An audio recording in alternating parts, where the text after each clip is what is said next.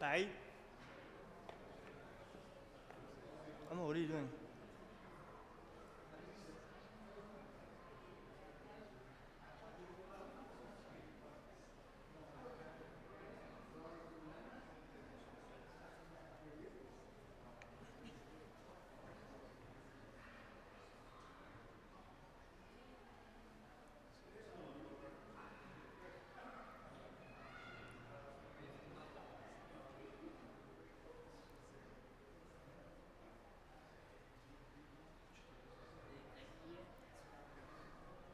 Hmm?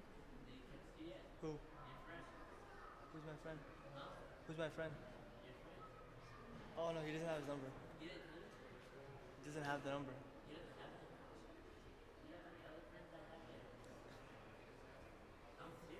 Is that why you're sitting there? Is that why you're sitting there? You want to learn? Come sit right here. Sit right here.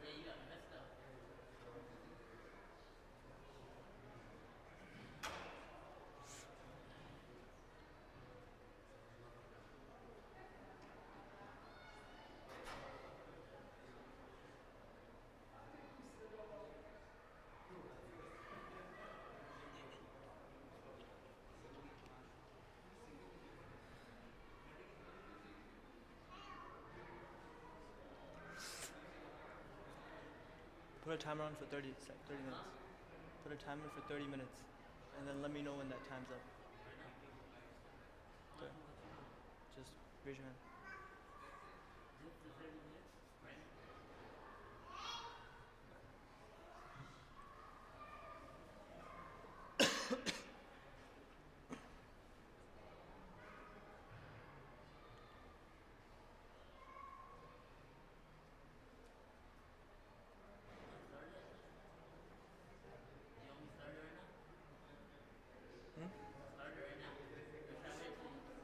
Wait until it's turn.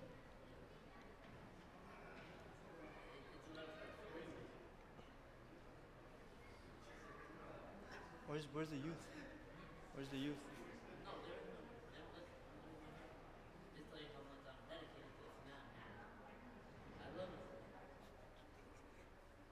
Who's your dad? Coming for the breakfast. You're coming for the breakfast, right? You're coming for breakfast. You're not coming for. So I don't want you to see. I don't want to see you eat. We're going to first watch.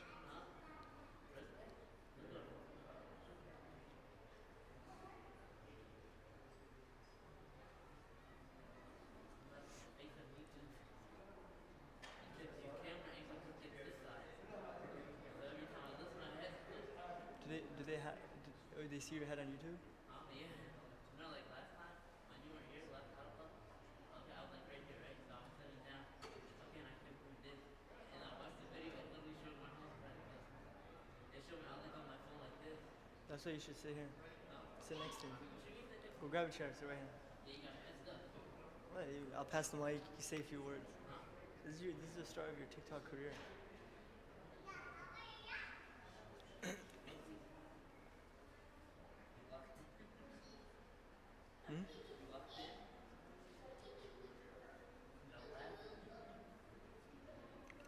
السلام عليكم ورحمة الله وبركاته.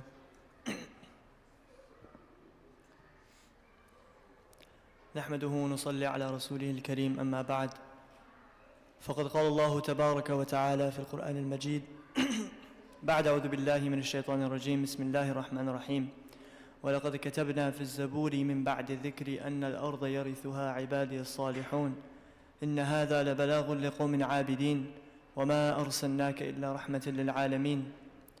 وقال في مقام آخر يا أيها الإنسان ما غرك بربك الكريم.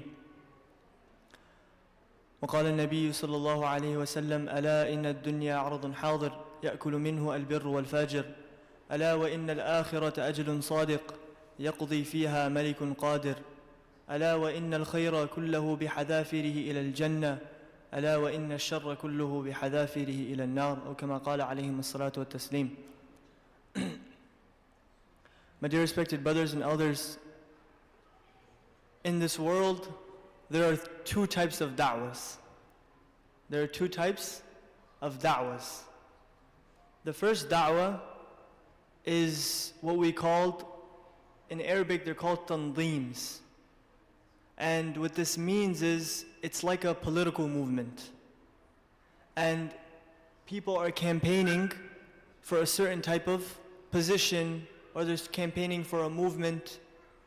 And the sole goal from that da'wah, you see the billboards, you see the ads, you see how much money is spent just so this person's face can be plastered all over our city. For what reason though? The reason they're doing this is for numbers. So the more numbers they get, the higher they will get in their campaign. It's all about numbers. They do not care the individuals that are voting for them. Do you think the people running for, let's say, Congress, do you think they care who is voting for them? They care how many people are voting. And this is the whole purpose behind the campaign, behind the da'wah they're doing. It's for numbers. They don't care for which people are voting for them. That person voting for them can be someone who's a horrible person in community, or the person voting for them can be the best person in the community. It doesn't matter to them as long as the numbers are there. The second type of da'wah, this is very important. The second type of da'wah is the da'wah of the anbiya. There's only these two. You look at ads, you look at, companies, products, it's all the same, it's all numbers. The second type of da'wah was the da'wah of the anbiya. Their sole purpose was never about the numbers. It was never about how many people, it was about the quality of people. They cared who was being accepted in, who was coming into the fold of Islam, and how that person can become better internally. And they never cared about the numbers of people. Nuh alayhi salam gives da'wah for 950 years. And he has a handful of people. Do you think he cared that there was a handful of people? Yes, you want more people to come into Islam. Yes, you want more people to come into the fold of Islam. It is a happiness. But at the same time, the effort that is being made is upon each person individually. How each person can save himself from the fire of Jahannam. How each person can live a life that is pleasing to Allah subhanahu wa ta'ala. How each person can stand in front of Allah subhanahu wa ta'ala on the Day of Judgment and answer to every single thing that he did. It was an individual effort, even though it looked collective. And the reason why was because these prophets, they knew that the people that they were sent to, each and every single one of them will have to stand in front of Allah subhanahu wa ta'ala. And each and every single one of us will have to stand in front of Allah subhanahu wa ta'ala. We will have to stand and we will have to answer for our time. We will have to stand and we have to answer for our wealth. We have to stand and answer for our actions. What we said, what we saw, what we heard. إِنَّ السَّمْعَ وَالْبَصَرَ وَالْفُؤَادِ كُلُّ أُولَٰئِكَ كَانَ عَنْهُ مَسْئُولًا. Every single thing will be questioned. There is no doubt within this fact. This is going to happen. Now the question that we have to ask ourselves is, how do we want to represent ourselves in front of Allah subhanahu wa ta'ala? How can we answer for every single thing? And it comes in the Quran, يَا أَيُّهَا الْإِنسَانِ مَا غَرَّكَ بِرَبِّكَ الْكَرِيمِ. O people, what makes you think you can escape standing in front of Allah subhanahu wa ta'ala on that day? It comes in a hadith of the Prophet sallallahu alaihi wasallam, where he says, يُجَاءُ بِإِبْنِ آدَمْ يَوْمَ الْقِيَامَةِ كَأَنَّهُ بَذَجْ. That Ibn Adam, humans, will be brought in front of Allah subhanahu wa ta'ala on the Day of Judgment. And he says, كَأَنَّهُ بَذَجْ. Badaj in Arabic is what you call a baby sheep. Not only it is a baby sheep, it is that sheep that has just been born. You call that badaj. And why is the Prophet ﷺ describing a human standing in front of Allah to a sheep. Because a badaj, when a sheep is born, the first thing that it does is it tries to stand up on its small four legs. And when it stands up in front of the mother, it's so weak and the weight on its body is so heavy that the legs start to shake. And for a few minutes, it's able to stand and then it just collapses. It falls. And then it tries again. Stands up and it falls. Stands up and it falls. The Prophet is describing the emotion of a human when he stands in front of Allah. He's saying that the human will be like that baby sheep. His legs will be shaking. He will be so anxious, so worried that he will collapse. And then Allah subhanahu wa ta'ala will command, "Qum," stand, and he will stand. But he will be so worried and so scared that he will collapse again. This is why the Prophet compared the human to a badaj.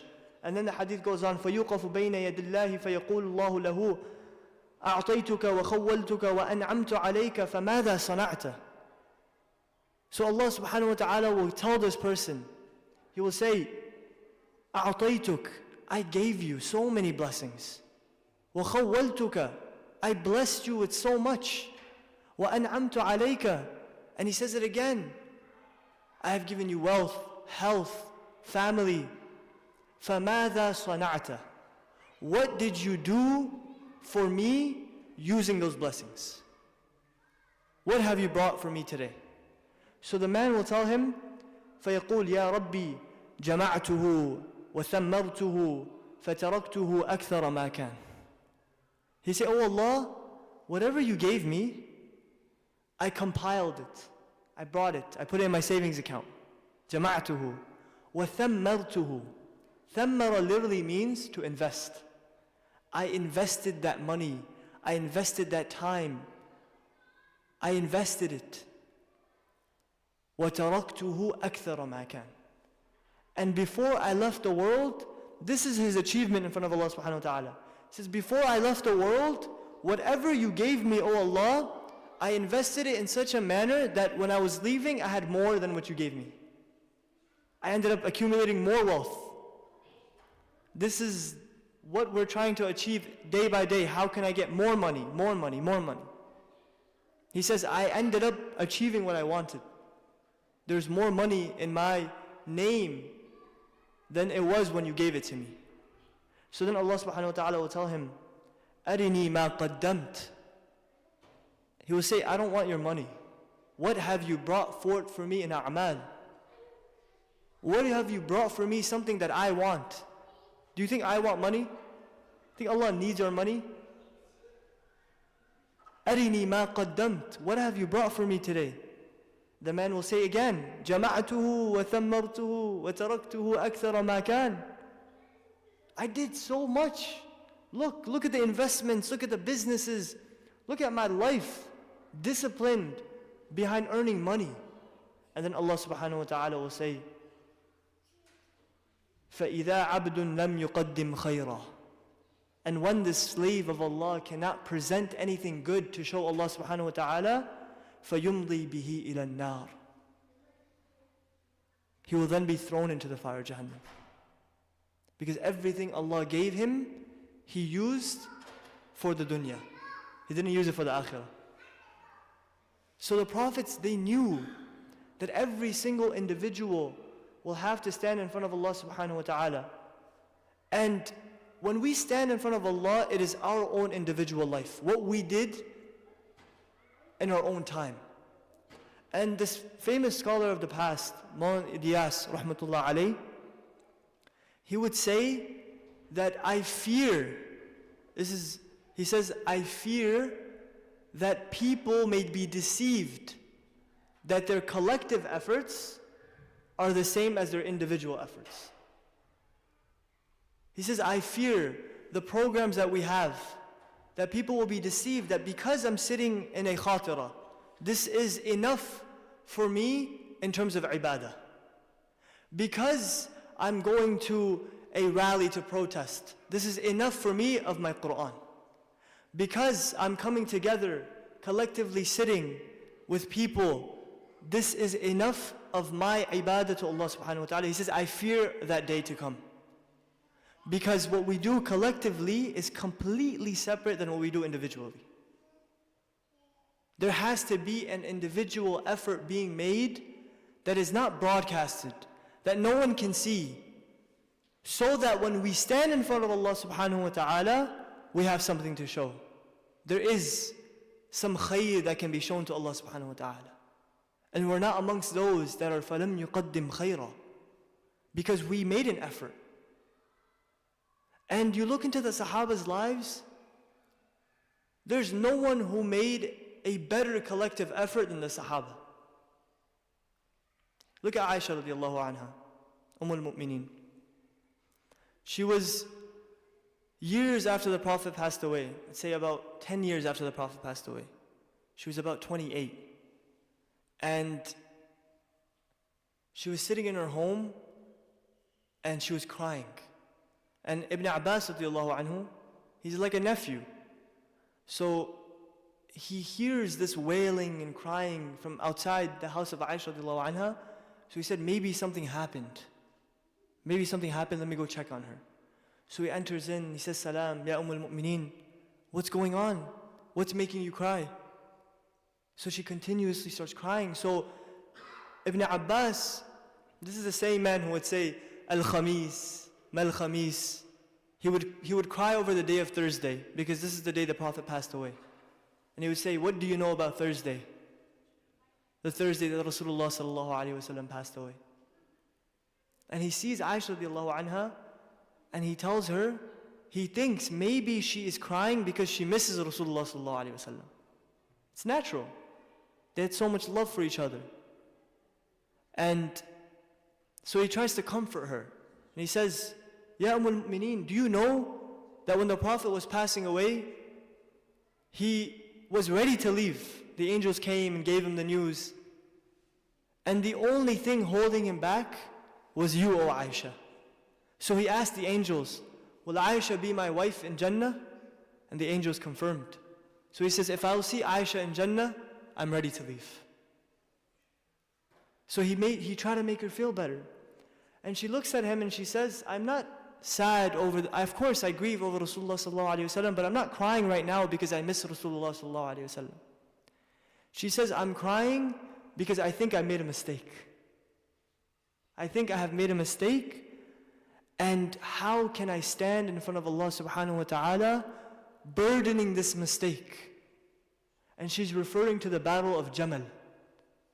In the battle of Jamal, between Ali and Muawiyah, when there was friction, there was a battle that took place. The battle of Jamal. Also a battle of Siffin as well. It's a big history. And not going into the history of it, but Aisha radiallahu anha, in that battle, she chose to side with Muawiyah radiallahu anhu. Not saying that Muawiyah or Ali was correct. This is not my point here. But she felt like she was mistaken because there were many Sahaba who completely didn't partake in it at all. Because it was Muslims shedding the bloods of Muslims. So they kept away, like Ibn Abbas, Ibn Umar. So she was saying that it would have been better for me if I just stayed away, if I had not taken anyone's side. She says, I feel like I made a mistake by participating in the bloodshed of Muslims. This is the same woman who, because of her, most of the hadith that we see is because of her. The collective effort she made for ilm, for deen, she was the most knowledgeable, faqihah. She had so much depth in knowledge. She taught so many sahabas. She taught so many tabi'een. Massive collective effort. She narrated 2,200 hadith. 2,200. She's third in the most narrated hadith. This woman Sahabiya is third in the most narrated hadith. But even she is crying because she is scared of standing in front of Allah subhanahu wa ta'ala. She worries about her individual effort. Umar radiallahu anhu, we all know Umar radiallahu anhu, conquered 1/3 of the world. He was a man that if there was another prophet to come, it would be him. Who else can we speak about making such a collective effort around the world other than Umar radiallahu anhu? But as he's passing away, he tells his son, Ibn Umar, he says, go to Aisha and tell her if I can take her place next to Abu Bakr radiallahu anhu. Because the Prophet was buried in the house of Aisha, and Abu Bakr radiallahu anhu was buried next to the Prophet in that same house. So Aisha radiallahu anha, her thought process was, this is my home, and if I pass away, I want to be buried next to my father and my husband. But Umar radiallahu anhu had so much love for Abu Bakr and Rasulullah sallallahu alayhi wasallam. He made a request, and he sent his son, and his son came to Aisha radiallahu anha, and look at the sacrifice Aisha radiallahu anha made. She could have been buried next to the Prophet sallallahu alayhi wasallam, but she gave up the spot for Umar radiallahu anhu. And Aisha radiallahu anha is buried in Jannatul Baqi'. So he sends this request, his son comes back, he's in the pains of death, and he lays down on the ground. So his son puts his head on his lap, and then he removes his head, and he takes his head again and puts it on his lap, and he says no. And he's laying on his back, but as he turns away, he ends up laying on his face. This is Umar ibn al-Khattab, Amir al-Mu'mineen. He's laying on his face, flat, and he's rubbing his face on the dirt. And as he's rubbing his face on the dirt, he says, وَيْلٌ لَكَ يَا عُمَرْ إِلَّمْ تَغْفِرْ رَبُّكَ وَيْلٌ لَكَ يَا عُمَرْ إِلَّمْ يَغْفِرْ رَبُّكَ. He says, destruction be to you, Umar. What if your Lord does not forgive you? He's worried about standing in front of Allah subhanahu wa ta'ala. So my dear respected brothers and sisters and elders, what are some things that we can do to better our individual lives? And Sufyan ibn Uyayna radiallahu anhu, he says that كانت العلماء إذا التقوا تواصوا بهذه الكلمات وإذا غابوا كتب بها بعضهم إلى بعض.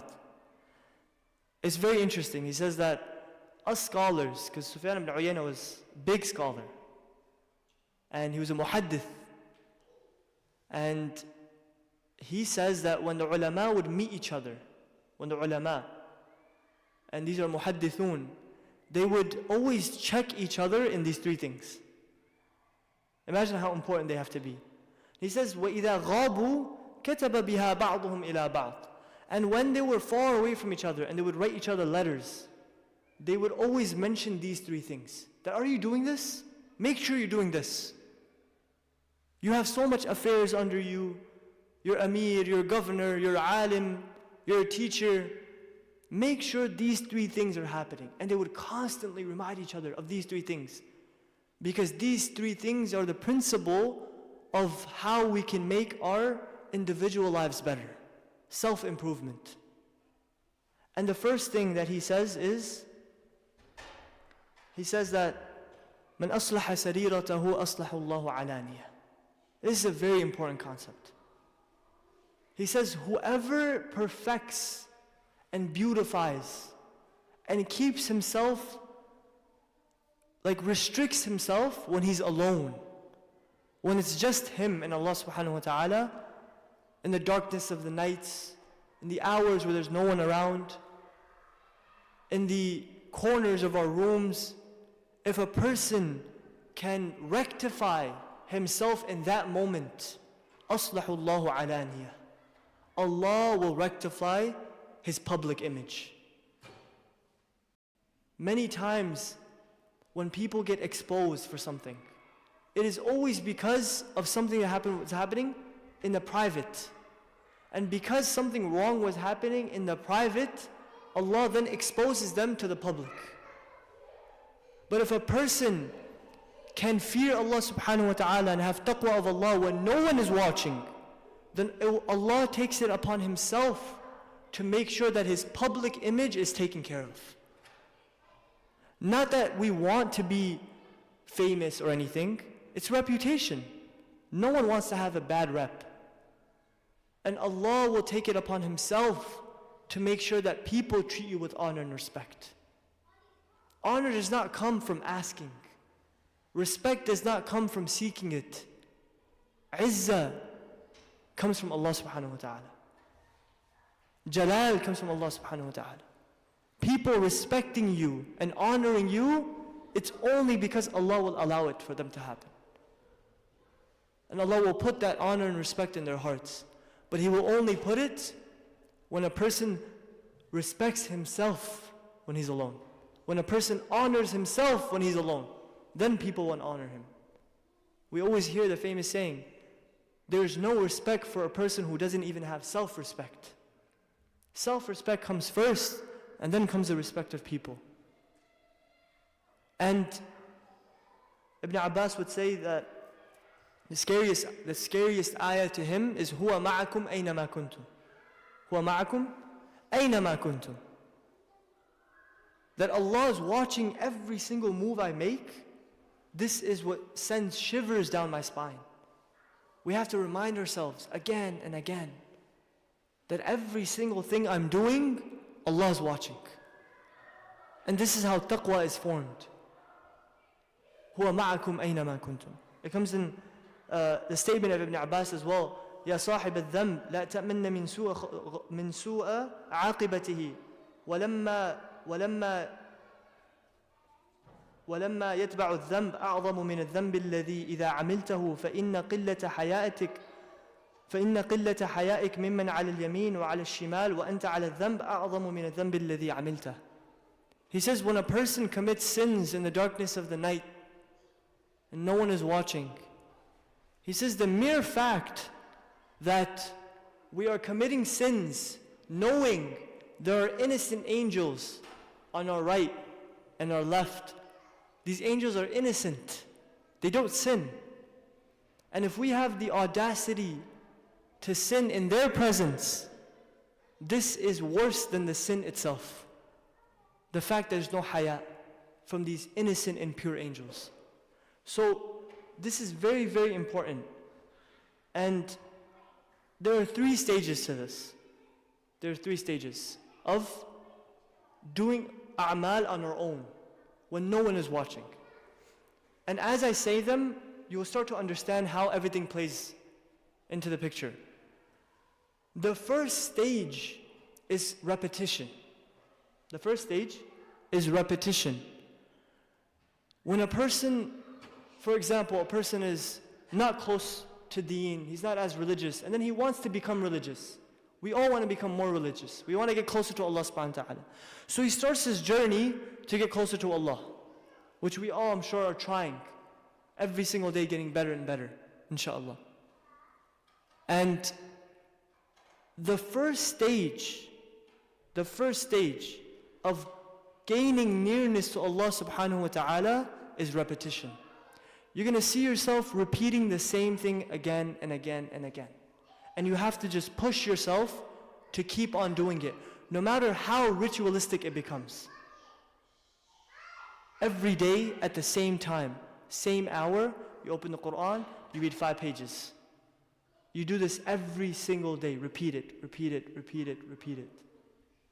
Every single day, you pray 2 rakat nafal after Maghrib, for example. You do it every single day. You repeat it, repeat it, repeat it, repeat it. Sometimes there will be things that divert us. For example, we will have like a da'wah or something. We'll have like a gathering. We'll have a party. And the timing of when we're sitting and enjoying is the time we read Quran. Not that a person should get up and start reading Quran. Like imagine everyone sitting in an informal gathering and a guy just sits there and says, "A'udhu billahi minash shaitanir rajeem," and he starts reading, and people are like, what is he doing? You know? There are time and places for things. Not that you get up and you start reading Quran, but you should feel remorse.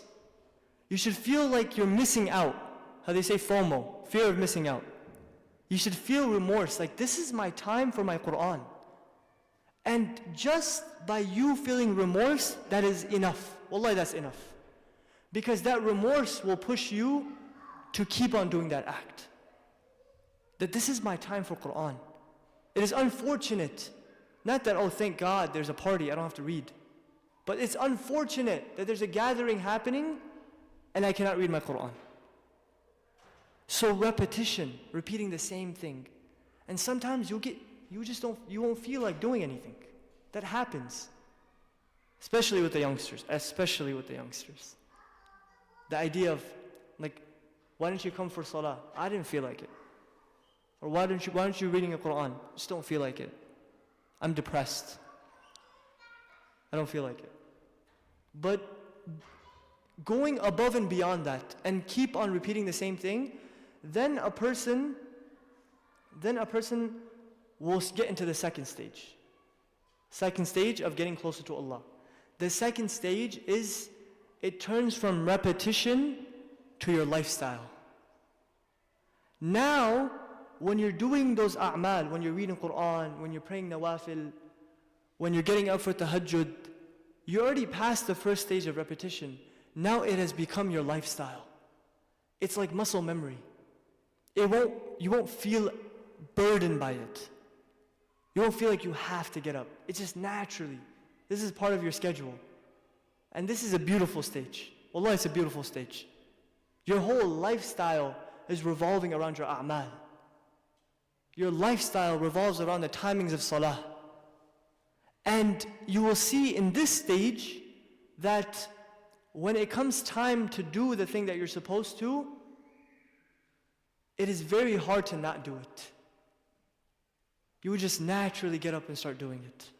You will schedule your day in a manner where the gatherings will not be happening at the time of your Quran.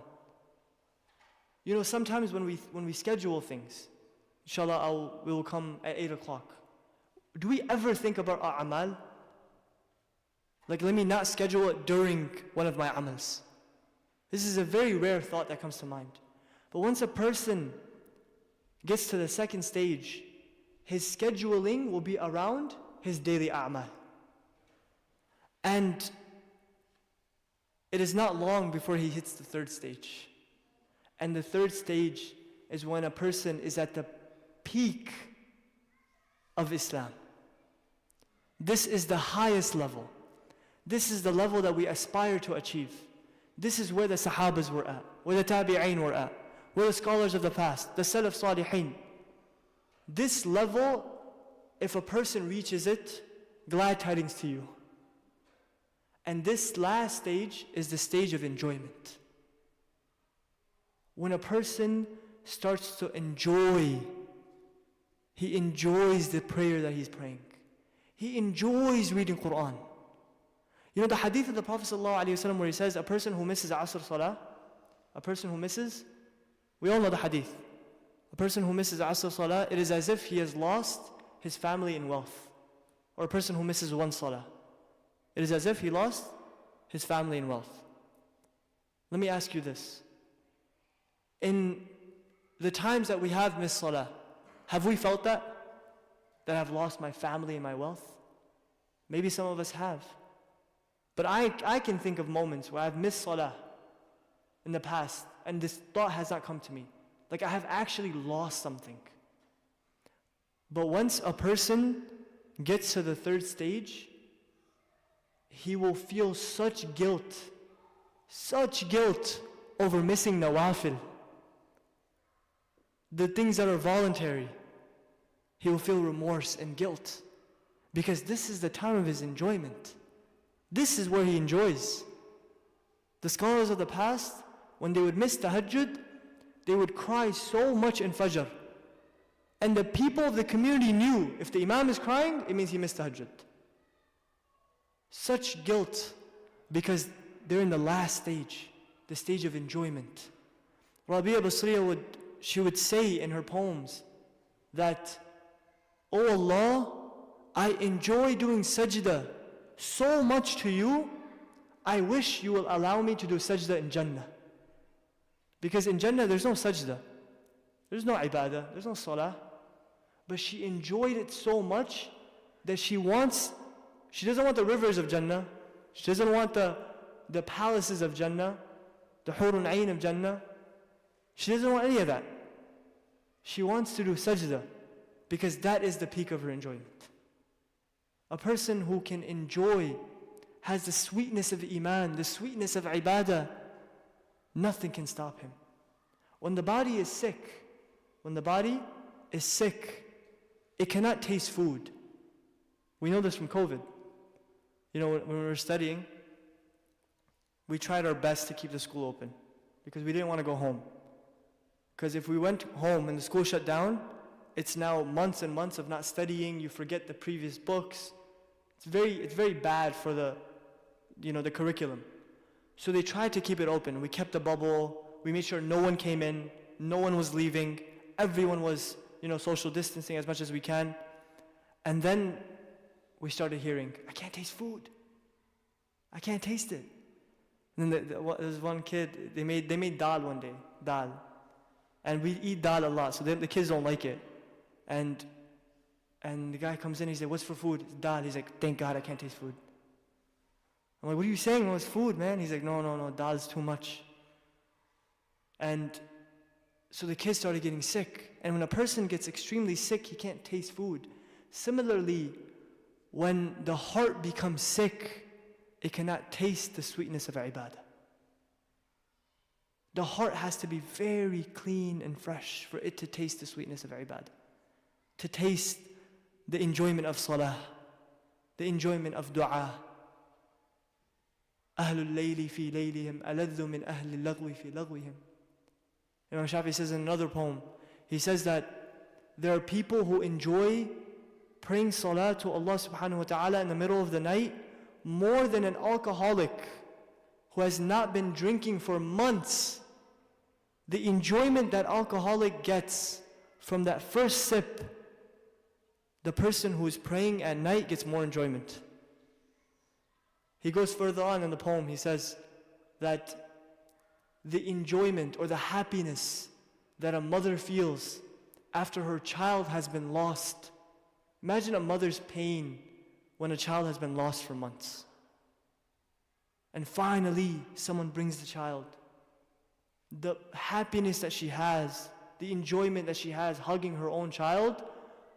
There are people, Imam Shafi'i would say, there are people in the world that enjoy standing in front of Allah more than that mother. I mean, can we imagine that type of enjoyment? But it's possible if we go through these three stages. Repetition, keep repeating, until we reach it to a point where it becomes our lifestyle. And then we continue until that lifestyle becomes a lifestyle of enjoyment. Ibn al-Qayyim would say, مَنْ لَمْ يَدْخُلِ الْجَنَّةِ الدُّنْيَا مَنْ لَمْ يَدْخُلِ الْجَنَّةِ الْآخِرَةِ. That a person, he says there are two types of Jannah. There's a Jannah in this world and there's a Jannah in the hereafter. He says a person who does not enter the Jannah of this world can never enter the Jannah of the hereafter. So they asked him, what is the Jannah of this world? Is it a place? Is it a certain resort? And he said no. He said the Jannah, meaning, this is him saying, the most enjoyment a abd of Allah can feel is when a person tastes the sweetness of their worship. This is the Jannah of this world. So we have to aspire to reach this third stage.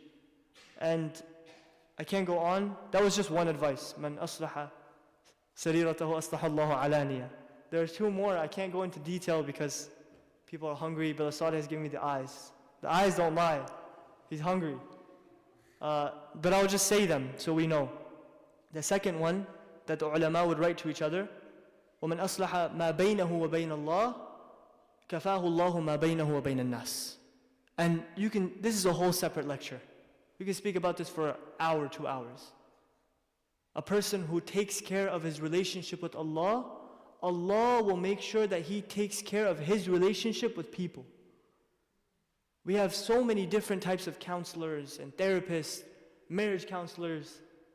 How can you fix the relationship between me and my wife? How can you fix the relationship between me and my kids? We wear many caps.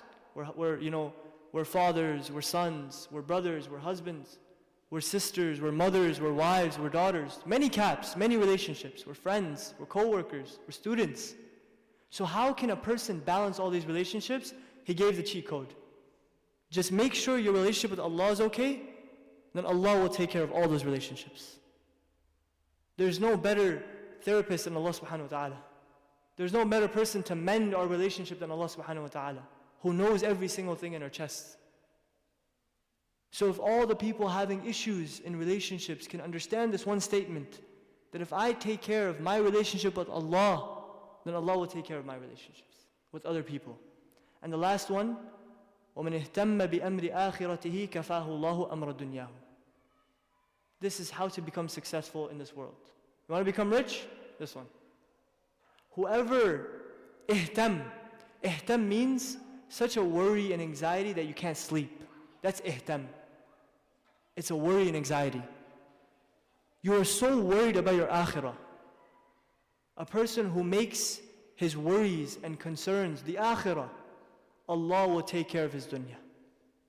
Allah is saying, I will take care of your dunya. I will make sure you're fed. I will make sure you have comfort. I will make sure you have afiyah. So I ask Allah subhanahu wa ta'ala to give us all the full understanding of these ahadith and these sayings of the salaf. I ask Allah subhanahu wa ta'ala to mend our relationship with Him and make our relationship with Allah better. Give us the ability to gain nearness to Him.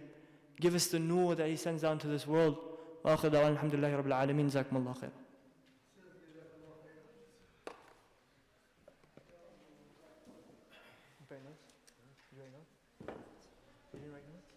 What are the three things? What I just said.